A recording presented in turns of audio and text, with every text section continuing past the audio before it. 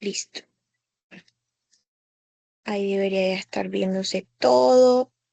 Estas son las diapos de la doctora que yo tengo y les voy a explicar con este apunte y complementamos con este otro que este ya es de gineco. Tiene pues cosas que no deben saber todavía, pero pues sirve para entender otras cosas.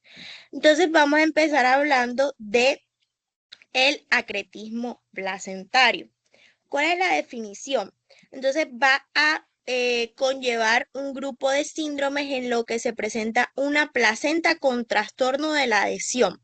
Entonces aquí el problema es que si hubo una alteración en esa adhesión normal de la placenta y en ese proceso de placentación. Entonces, dentro de estos síndromes hay una adherencia anormal de la placenta al miometrio por ausencia de la decidua basal y la falta de desarrollo de la membrana de Nitauch. Entonces, recordemos que siempre debe haber un límite entre la placenta y el músculo del útero. ¿Cuál es ese límite? La decidua. Que recordemos que la decidua es ese endometrio que se transforma para estar en contacto con la placenta durante el embarazo. Además, aparece un concepto nuevo que es esa membrana de Nitauch. Entonces, quien separa el miometrio, o sea, el músculo liso del útero, con la placenta va a ser decidua y membrana de Nitauch. En ausencia de la decidua y también de esa membrana de Nitauch que pues se está formando en el embarazo, vamos a tener acretismo placentario, es decir, que la placenta está adherida al músculo liso del útero y que pues se están viendo comprometidas las fibras de músculo liso uterino. Entonces, el trofoblasto puede invadir de forma variable el miometrio, sin embargo, en todos los casos hay un mayor riesgo de causar hemorragias obstétricas graves. Entonces, definitivamente, en estos casos el trofoblasto se voló el límite, o sea, se voló a la membrana de Nitauch, se voló a la decidua basal e invadió más allá, llegando al miometrio. Entonces, esa sería la definición y el concepto del acretismo placentario. Ahora vamos a ver la clasificación. Entonces, según la invasión o qué tanto se nos está adheriendo esa placenta al miometrio, la vamos a clasificar. Esto es importante que se sepan la diferenciación porque aquí suelen preguntar. Entonces, la placenta acreta es cuando las vellosidades se adhieren al miometrio. Entonces, 75% de los casos. Aquí vemos la placenta acreta y vemos que, o sea, la placenta está nada más puestecita sobre el miometrio, o sea, muy superficial, pero sí se está adheriendo a el miometrio. Entonces, esta es la forma más común y sería como la presentación más leve, porque sí está invadiendo el miometrio, pero es nada más superficial, como por encimita. Luego tenemos la placenta increta. Aquí las vellosidades ya están penetrando el miometrio, entonces ya no es nada más superficial, ya no están solo en el borde de arriba del miometrio, sino que se están metiendo más o menos hasta la mitad de la capa de músculo liso. Entonces este lo vemos en un 18% de los casos. La última es la placenta percreta y esta ya invade la placenta hasta la serosa, es decir, atravesó todas las capas de músculo liso, todas las capas uterinas y puede adherirse a la vejiga o a los intestinos. Entonces, esto se presenta en un 7% de los casos. Esta clasificación solo se hace histopatológicamente con la presencia del útero y la placenta, es decir, que obviamente al momento de hacer la intervención quirúrgica, o adelantándome un poquito al tratamiento. ¿Qué se hace aquí? En la paciente que tenga acretismo placentario siempre es indicación de cesárea y además es indicación de histerectomía, es decir, de sacar el útero. Entonces, cuando hayamos sacado el útero y lo mandemos a patología, es que se va a identificar qué tipo de acretismo placentario tenía la paciente. Igual, esta es una cirugía fuerte porque al final del embarazo al útero le llega demasiada sangre. Entonces, cuando uno trata de quitar el útero, La paciente puede sangrar bastante, no se sabe hasta que se interviene si de pronto la placenta está adherida a la vejiga, entonces también tiene que entrar el servicio de urología, cirugía general por si está adherida a los intestinos, entonces es una cirugía bastante grande la que hay que hacer y obviamente es peor entre más profundo o si es percreta esa placenta. Entonces, bueno, esto con la clasificación. Entonces, ¿qué pasa si o por qué tiene que ser cesárea? ¿Qué pasa si pusiéramos a esa paciente a tener un parto natural? La placenta tiene que salir después de que salga el bebé. Entonces, en este caso, ¿va a salir la placenta? No, porque está pegada al músculo liso. Entonces, la paciente se nos vendría en una hemorragia fatal. Es por eso que es muy importante hacer el diagnóstico antes de de que nazca el bebé, o sea, para saber, bueno, tú vas a cesárea, tienes esto, hay que hacerte esto, es una cirugía difícil, hay que ver qué va a pasar, etcétera. Ahora, ¿por qué se hace histerectomía?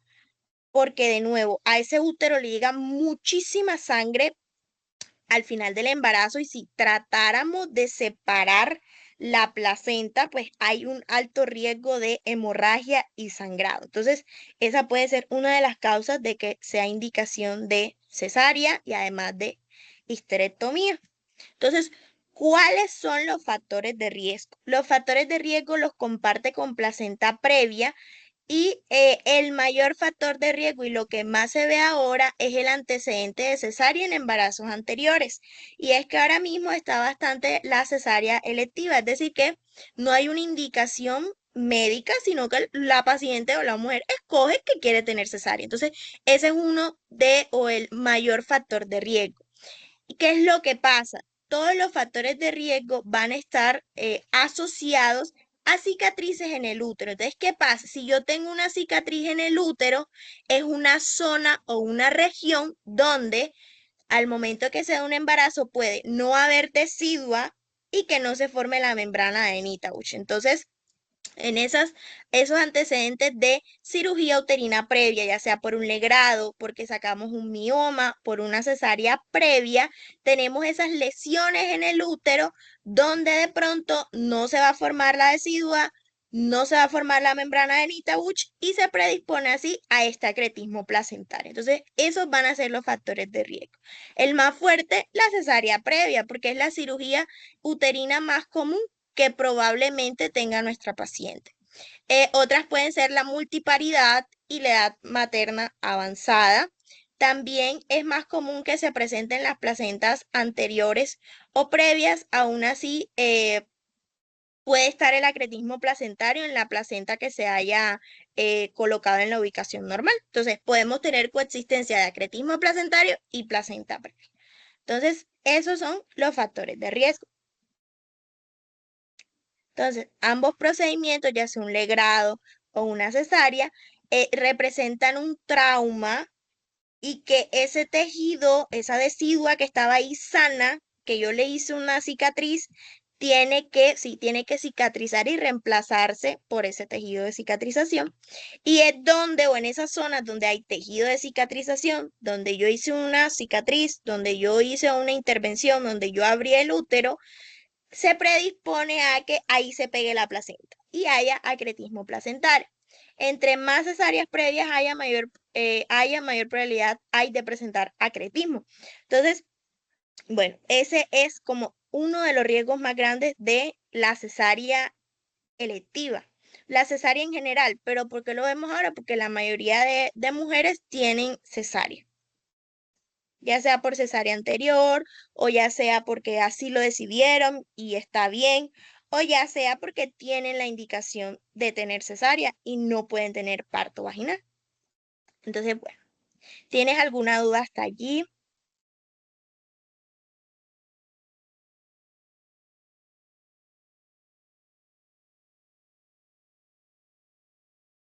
No, todo claro. Listo. Cualquier cosita me interrumpes. Entonces, ¿cómo hacemos el diagnóstico? El diagnóstico puede hacerse por ecografía o resonancia magnética nuclear.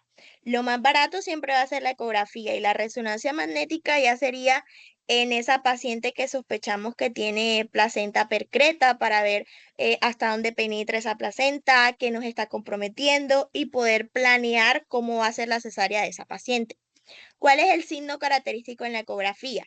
Se dice que se reporta una pérdida de la zona retroplacentaria hipoecogénica normal, es decir, que esa zona que debería de ser el límite entre la placenta y el músculo liso del útero se está perdiendo. El diagnóstico puede hacerse desde la semana 18 y lo ideal es que sea siempre antes de entrar en trabajo de parto, porque si yo pongo a esta paciente a parir, alto riesgo de sangrado y probablemente si no la metemos en cesárea de urgencia o si yo estoy en un lugar donde no hay ginecología, no tengo cómo hacer cesárea, alto riesgo de muerte. Entonces, otro de los signos es que se reporta un espacio intraplacentario ecolucente, irregular y largo, interrupción, pérdida o irregularidad de la pared de la vejiga o de la línea hiperecoica entre serosa uterina y el lumen de la vejiga. También puede haber un adelgazamiento del miometrio, que ese sí no lo vamos a detectar ecográficamente. Entonces, si a mí yo hago control prenatal, soy médico general y me llegan estos reportes a la ecografía, ya yo sé que esta paciente no puede tener parto vaginal y que probablemente hay que planearle su cesárea, ya con ginecología. Entonces, bueno, la patogenia, que es lo que nos van a preguntar, es lo que ya hemos mencionado, cómo se relaciona el factor de riesgo con el desarrollo de esta enfermedad.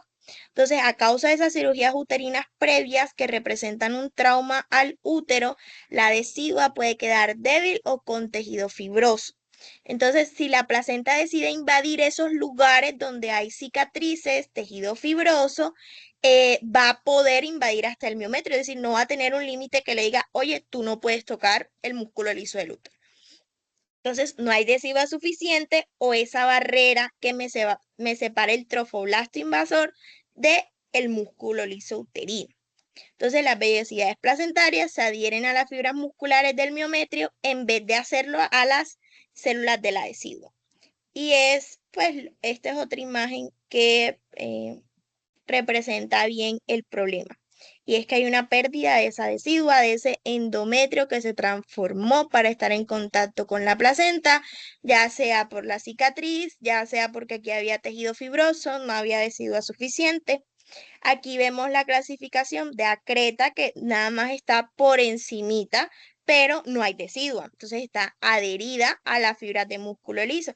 Increta ya se está metiendo, ya está invadiendo el miometrio y la percreta definitivamente ya comprometió todas las capas de músculo liso y se nos puede ir hasta la serosa.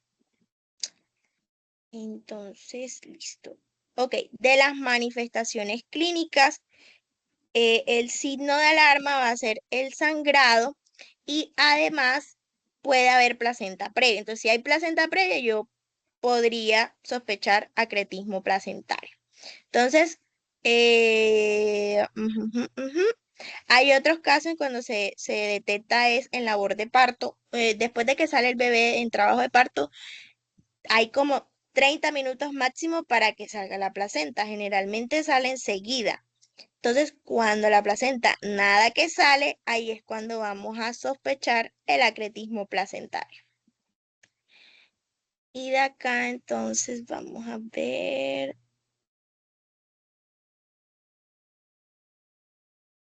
A ver qué puedo agregar de aquí.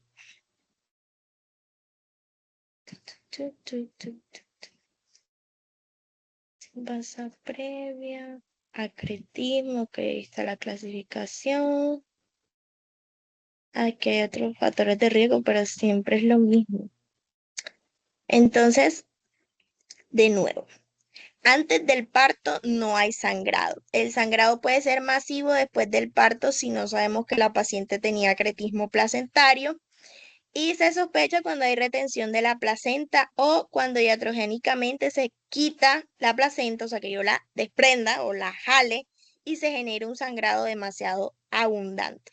Entonces la paciente va a tener signos de choque hipovolémico y puede presentar coagulopatías. Entonces, bueno, esto prácticamente Son los mismos hallazgos de ecografía que ya había mencionado.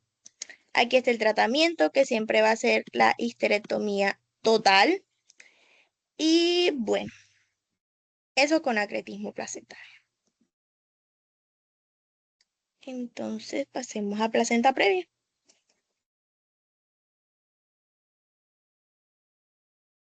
A ver, listo.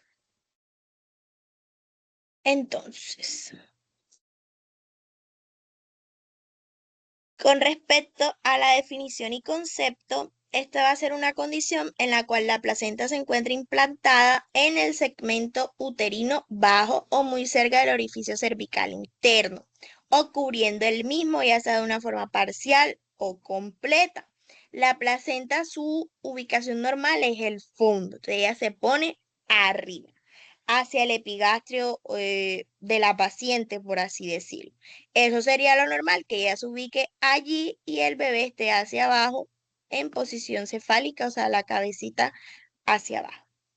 Entonces, aquí tenemos la clasificación, vamos a verla, y es que tenemos una placenta de implantación baja, es cuando el borde inferior de la placenta se encuentra en el segmento uterino inferior, pero está a más de 2 centímetros de distancia del orificio cervical interno. Es decir, está ahí cerquita, pero no está tan cerca. O sea, está baja, pero no está tan cerca del orificio cervical interno. En la placenta ya previa tendremos marginal cuando el borde placentario inferior está a menos de 1 centímetro del orificio cervical interno, y completa o central total cuando la placenta cubre y obstruye la totalidad del orificio cervical interno. Entonces, recordemos que por el orificio cervical interno, él se tiene que abrir y por ahí tiene que pasar la cabeza del bebé, todo el cuerpecito del bebé. Entonces, si yo tengo la placenta que me está obstruyendo allí, ¿va a poder darse el parto vaginal? No. Entonces, ¿en qué pacientes con placenta previa puede darse? En una paciente que tenga implantación baja. Entonces, puede darse una prueba de trabajo de parto. ¿Qué es una prueba de trabajo de parto? Que ella empiece con sus contracciones, y se ve si logra evolucionar. Si evoluciona el parto vaginal, súper chévere. Si no, sería cesárea. Pero entonces, tanto en la placenta previa parcial y la total, el tratamiento, la indicación de cómo va a salir el bebé va a ser cesárea.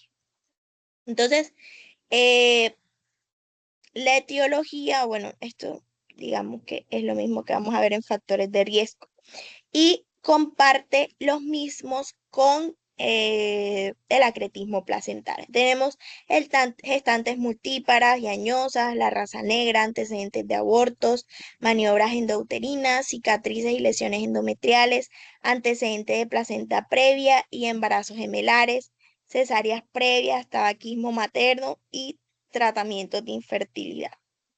Entonces, eh, a ver, ¿cómo se relaciona el factor de riesgo aquí en la patogenia?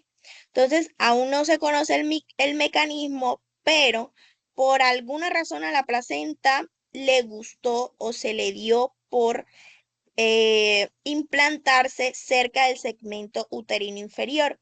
Entonces, ¿qué predispone que la placenta como que le guste ponerse allí? Que en el útero encuentre cicatrices o tejido fibroso. Entonces, muy parecido al acretismo placentario. Entonces, las placentas previas que se diagnostican al segundo trimestre pueden no persistir hasta el término. Entonces, ¿qué puede pasar? Puede pasar que si yo lo diagnostico en el segundo trimestre, tengamos la característica de que esa placenta pueda migrar, o sea, que ella esté abajo y empiece a moverse un poquito hacia el fondo, un poquito más hacia arriba. Entonces, eso puede pasar. Entonces, siempre que yo tenga una paciente con placenta previa, hay que seguirle la evolución, a ver si la placenta persiste hasta el final del embarazo, ya sabemos cuál sería la vía del parto. Y si no, pues se movió y no llegó al final del embarazo con la patología. Entonces puede darse esa migración placentaria. ¿Cómo puede no darse? Entonces yo puedo tener una placenta previa en el segundo trimestre y que al final la placenta se migró. ¿Cómo puedo tener una placenta previa que siempre estuvo desde el segundo trimestre y nunca cambió o nunca evolucionó? Entonces, bueno, ¿por qué migraría? Porque como está abajo, cerca de ese orificio cervicuterino, hay menor irrigación. Entonces, buscando una menor irrigación, mejor flujo sanguíneo y mejor vascularización, es que ella podría migrar. Entonces, ¿cuándo no se da la migración? ¿Cuándo es propenso de que se quede siempre la placenta previa o persista? Cuando haya cicatrices previas, también entre más cerca esté al orificio cervical interno, más difícil le queda migrar. Entonces, bueno, eso con la fisiopatología. Aquí en las manifestaciones clínicas, esta placenta previa hace parte de las hemorragias de la segunda mitad del embarazo. Entonces, si yo tengo hemorragia antes de las 20 semanas, generalmente es por una pérdida gestacional temprana. Mientras que si tenemos sangrado después de las 20 semanas, una de las causas es la placenta previa. Entonces, ¿cuál es la característica de ese sangrado? Es un sangrado activo indoloro cerca al final del segundo trimestre o durante el tercer trimestre. Entonces, me llega la paciente y dice, doctora, tengo 34 semanas, estoy sangrando, ¿qué pasó? Pero no me duele el útero. Entonces, esa es la característica. Entonces, sospechamos placenta previa en sangrado transvaginal luego de las 20 semanas que sea indoloro o poscoital y cuando la situación fetal del bebé sea transversa u oblicua. Entonces, esa puede ser otra clasificación. El sangrado, la causa puede ser el desprendimiento parcial de la placenta. Entonces, ¿qué pasa? Que aquí abajo va a haber una parte de la placenta, a ver si esto me carga, va a haber una parte de la placenta que no está recibiendo suficiente sangre. Entonces los vasos venosos pueden empezar a desprenderse y quedar abiertos, por eso empezar a sangrar. Entonces esa va a ser la manifestación clínica y la triada clásica. El paciente, bueno, no es triada, pero ajá, lo clásico es que la paciente tenga sangrado y no le duele, porque si le duele ya hay que pensar en otras cosas que pues no vienen a la explicación.